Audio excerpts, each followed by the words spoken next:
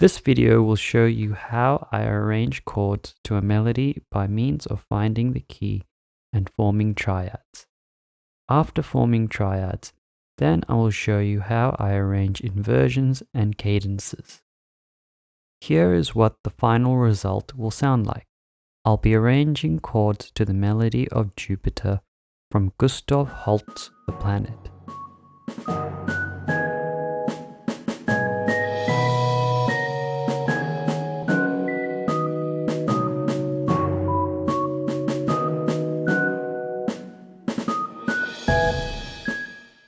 These are resources you can watch if you want background music theory to the methods I'm using in this video. Link in the description. You'll also find there a link to how I get the melody out of my head into a MIDI track. The steps to adding chords to a melody are: find the key, decide where to place chords, form triads, decide on inversions. The first step is to find the key of your melody. I do this by finding the tonic note. I listen to the melody and I instinctively know when it resolves to the tonic.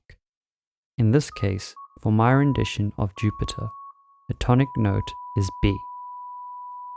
I then select all the notes in the melody and send them to the scale finder function. The scale finder suggests possible scales or keys the melody might be in based on the notes that it is fed. B major is on the list, so therefore this is the likely key. I then go back to the MIDI track and set the key snap to B major.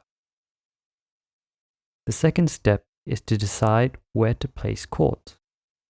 Often chords are placed on the first beat of each bar. That can be a good first step. Alternatively, there might be rhythmic elements from the melody that can be accented.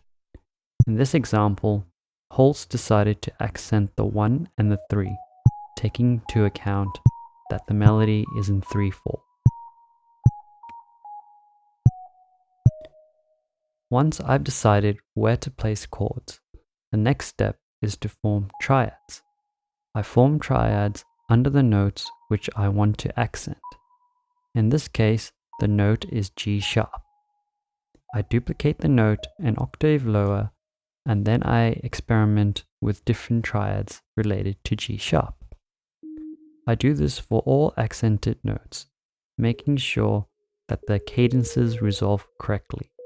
I decide on triads and cadences solely based on what sounds good to me and what emotional tone I want to convey.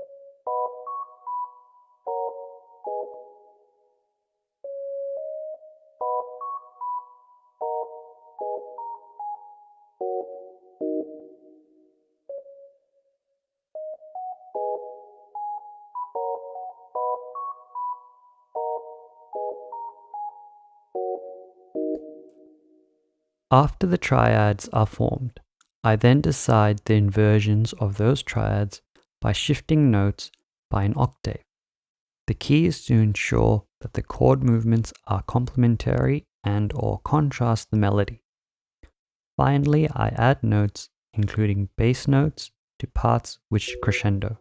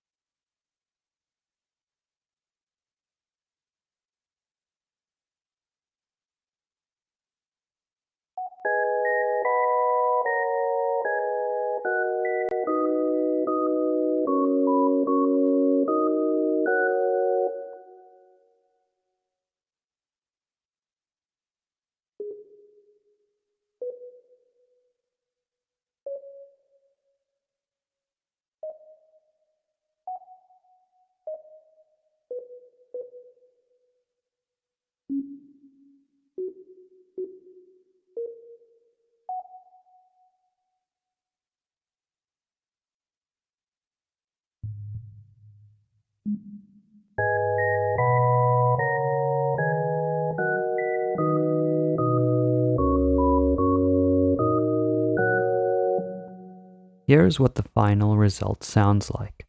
I've added percussion as an accompaniment along with reverb.